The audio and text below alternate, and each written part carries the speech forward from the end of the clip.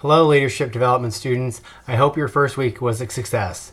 I know we had some trouble with technical difficulties, and hopefully everybody's got those solved or is in the process of solving those. The important thing is when you have technical difficulties is to contact DMACC technical support as soon as possible. I understand with the holiday weekend we miss a day with Monday, so some of you may not hear from them until Tuesday. I have taken that into consideration and extended out due dates for those assignments for the first week. Those of you who have already submitted, you are good to go and don't need to worry. Those of you who had technical difficulties, you have a couple extra days to get things done.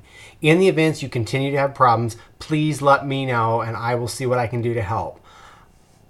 Second thing on the list, details, details, details.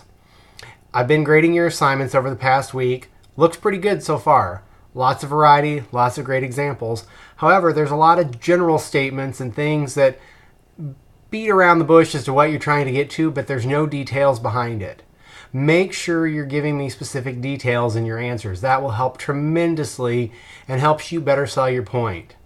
As a leader, talking in circles or talking in generalities may sound great and sound easy, but your followers are going to understand you're talking in circles and you may not know what you're talking about, and they'll remember that. There is a question in the homework regarding perception. If your followers perceive you are talking in circles or you don't know what you're talking about, they will lose confidence in you. So that's important. Make sure you have lots of details in your homework, video assignments, and especially that discussion board. And I'll talk more about that for week 2. All right, so let's look at week 2 since we're there.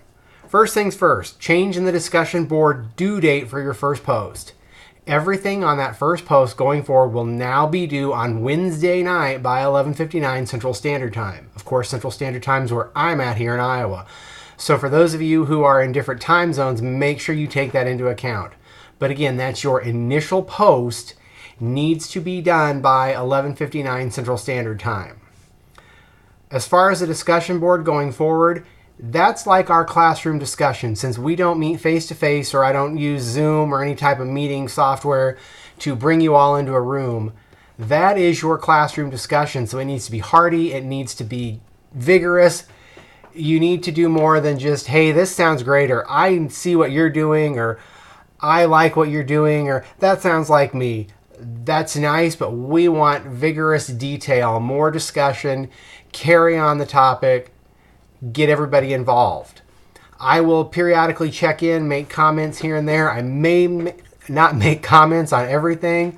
As you know, I'm teaching 2 sections of this class for the TSA, and then I have a non-TSA section which I'm teaching as well. So roughly 65 students to grade papers every week. So I will try my darndest to get in, but I can't guarantee I'll be in every discussion board. The other big thing in week 2 is our first exam. This exam covers chapters 1 through 4. The good news, it's multiple choice. Of course, it's also open book, open note, because I can't be where you are. We're not in a classroom. So you can use your notes, can use your book, can use the PowerPoints, can refer back to your homework, whatever you wish to do. Just remember that oftentimes doing that takes longer and will take you longer to get it done. My suggestion would be try to go through it once and answer everything you can answer without using books, notes, any of that. Then go back and answer the questions that you want to use the book for, your notes, etc. I think that'll make your life a little bit easier and hopefully make it go faster. As a reminder, you can start the test, save it, and go back to it. Just make sure you save it. Don't click submit. Once you click submit, that comes to me and the test is set up to auto grade. So it's going to grade once you're done. You click submit, you're going to know your answers immediately. One last thing on homework. I would tell you to save yourself some time and save yourself the effort of creating another document is when you download the homework, all of the critical thinking questions especially are done in a Microsoft Word document. Just download that, use that as your template, and just answer your questions right in that versus creating a separate document. I think that'll save you some time and make your life a little bit easier. Hope everybody has a great Memorial Day weekend. Looking forward to seeing more great homework as we get into week 2. As a reminder, if you have any questions, feel free to reach out. Talk to you soon.